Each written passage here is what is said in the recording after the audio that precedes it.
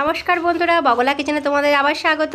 আজকে আমি দেখো একদম টাটকা শোল মাছ দিয়ে পটলের রসা রেসিপি তোমাদের সঙ্গে শেয়ার করতে চলে এসেছি। এখানে 700 মতন পটল রয়েছে। একটু বড় মাপের শোল মাছ নিয়ে নিয়েছি। এই 900 মতন ওজন ছিল মাছটা। তো সেখান থেকে দেখো 5 পিস বের করে নিয়েছি। টাটকা মাছ একদম। তো লবণ হলুদ মাখিয়ে 5 মিনিট মতন রেখে দিয়েছি। এই মাছ দিয়েই আজকে হয়ে যাবে রান্না। তাহলে চলো শুরু করে দিই। এবার একটু মশলা বেটে নেব। নিয়েছি টমেটো, রসুন, আদা, সাদা জিরে, স্বাদ মতন কাঁচা লঙ্কা আর একটু সামান্য পরিমাণে গরম মশলা। তোমরা এটা গরম মশলা গোটা দেওয়ারই চেষ্টা করবে, একদমই গুঁড়ো দেবে না, এতে ফ্লেভারটা খুব ভালো আসবে। রান্নাটা আমার সর্ষের তেলেই হবে। তো তেলটা পরিমাণ মতন দিয়ে দিয়েছি, গরম হয়ে গিয়েছে। এখন মাছগুলো সব দিয়ে দেবো কড়াইয়ের মধ্যে, আস্তে করে সুন্দরভাবে সাজিয়ে দেবো। দেখো সাজিয়ে দেওয়া হয়ে গিয়েছে। এবার আমি ভাজবো। এখন আমার গ্যাসের ফ্লেম মাঝারি করা রয়েছে, বেশি বাড়িয়ে দেওয়া হয়নি, কারণ বেশি বাড়িয়ে মাছটা ভাজতে গেলে বাইরে থেকে পুড়ে যাবে, সেই কারণে। এবার দেখো মাছগুলো উল্টে দিচ্ছি। তো এই পিঠটা ভাজা হয়ে গেলে আমি নামিয়ে নেব। মাছ আমি খুব কড়া করে ভাজিনি, একটু হালকা করেই ভেজে নিয়েছি। তাহলে এবার নামিয়ে নেব। চলো নামিয়ে নিই। দেখো নামিয়ে নিয়েছি। তাহলে এবার চলো রান্না শুরু করি। মাছ ভাজার তেলের মধ্যে আমি রান্নাটা করে নেব। তো এই তেলের মধ্যে মাছের সুগন্ধটা রয়ে গিয়েছে। এইবার এই মাছ ভাজার তেলের মধ্যে আমি পটলগুলোকে সুন্দর করে ভেজে নেব। পটলগুলোকে আমি অর্ধেক করে কেটে গায়ের অল্প অল্প খোসা রেখে দিয়েছি। ভালো করে ধুয়ে কড়াইয়ের মধ্যে দিয়ে দিয়েছি। এবার একটু ভালো করে ভেজে নেব, তাহলে রান্নাটা কিন্তু খুবই সুন্দর খেতে হবে, কারণ পটলের একটা ভাজা থেকে অপূর্ব গন্ধও বেরোবে। এখন একটু সামান্য লবণ দিয়ে দিলাম, আমি রান্না করার সময় আরও লবণ দেব। এইবার একটু পরিমাণ মতন হলুদ দিয়ে দিচ্ছি, খুবই সামান্য, দিয়ে সুন্দর করে ভেজে নেব। খুব ভালো করে নাড়াচাড়া করে লবণ হলুদের সাথে পটলটাকে সুন্দর করে মিশিয়ে নিচ্ছি।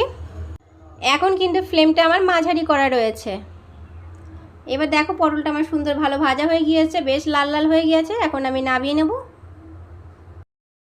পটলটা নামিয়ে নেওয়ার পর আমি একটু তেজপাতা ফোড়ন দিয়ে দিলাম।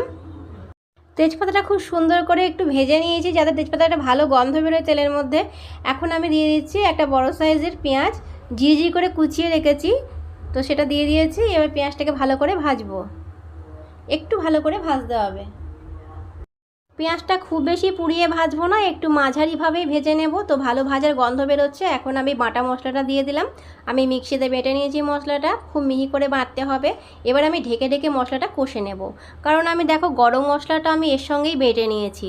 আর আমি খুলে খুলে যদি মশলাটা কষি, তাহলে মশলাটার সুন্দর ফ্লেভারটা নষ্ট হয়ে যাবে। এবার আমি দিয়ে দেব স্বাদ মতন লঙ্কার গুঁড়ো। তোমরা যে যেমন ঝাল পছন্দ করো সে অনুযায়ী তোমরা বুঝে দিও। দিয়ে দিচ্ছি পরিমাণ মতন লবণ। এবার আমি মশলাটা খুব ভালো করে খুন্তির সাহায্যে মিশিয়ে নেব, দিয়ে আরও একটু ভালো করে কষে নেব।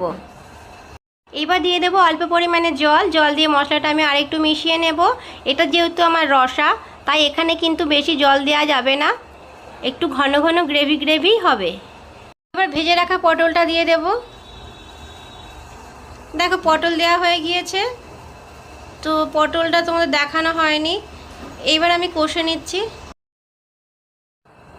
কষা হয়ে গিয়েছে, আবার অল্প পরিমাণে জল দিয়ে দিচ্ছি। মশলার সাথে পটল ভাজাটাকে একটু সিদ্ধ করতে হবে, তো সেই কারণে জলটা দিয়েছি। জলটা এবার টেনে নেবে আস্তে আস্তে। এখন ভাজা মাছগুলো ওপর দিয়ে দেব। মশলাটা খুব ভালো কষা হয়ে গিয়েছিল, তাই দেখো ওপর দিয়ে তেলটা বেরিয়ে এসেছে। মশলার সাথে পটল খুব ভালো মতন মিলেমিশে গিয়েছে, এখন সুন্দর ফুটতে আরম্ভ করেছে। এইবার ভাজা মাছগুলো পাশাপাশি সাজিয়ে দিচ্ছি। মাছ ভাজা দেওয়ার পর আমি বেশিক্ষণ ফুটাবো না, কারণ মাছ তো ভাজার সময়তেই সিদ্ধ হয়ে গিয়েছে, তাই খুব বেশি ফোটানোর কোনো দরকার নেই। একটু ঢেকে দিলাম, যাতে আমার মশলা, পটল, মাছ সব একসাথে সুন্দরভাবে মিশে যায়। ঢাকা খুলে নিয়েছি, দেখো কত সুন্দর হয়েছে। এখন আমি ওপর দিয়ে একটু ধনেপাতা কুচি দিয়েছি, এটা আমার সম্পূর্ণ ফ্লেভারের জন্য। তোমাদের পছন্দ না হলে একদমই দেবে না। সাজিয়ে দিয়েছি, দেখো হয়ে গিয়েছে আমার শোল মাছের রসা পটল দিয়ে। খুব সুন্দর খেতে হয়, ভাতের সাথে তো অপূর্ব লাগে। একবার অবশ্যই বানিয়ে দেখো আমার মতন করে, কথা দিচ্ছি সবার খুব পছন্দ হবে এই রেসিপিটি। মশলাটা কতটা সুন্দর ঘন গ্রেভি হয়েছে একটু দেখাই তোমাদেরকে। দেখো খুবই ঘন সুন্দর হয়েছে, আর অপূর্ব গন্ধ বেরোচ্ছে। আমার রান্নাঘর ভরে গেছে সুন্দর গন্ধে। রেসিপিটি ভালো লাগলে অবশ্যই একটু আমাকে সাপোর্ট করো, আমার পাশে থেকো। তোমাদের এই ভালোবাসার পাওয়ার অপেক্ষায় আমি সব সময় থাকি বন্ধুরা। তাহলে একটু সাবস্ক্রাইব করে দিও। তাহলে দেখা হচ্ছে নতুন রেসিপির সাথে। সকলে খুব ভালো থেকো। আমার ভিডিওটা সম্পূর্ণ দেখার জন্য অনেক ধন্যবাদ রইল, অনেক ভালোবাসা। আমার চ্যানেলে অনেক সুন্দর সুন্দর রান্নার ভিডিও আমি দিয়েছি, তোমাদের ভালো লাগলে একটু দেখে নিও।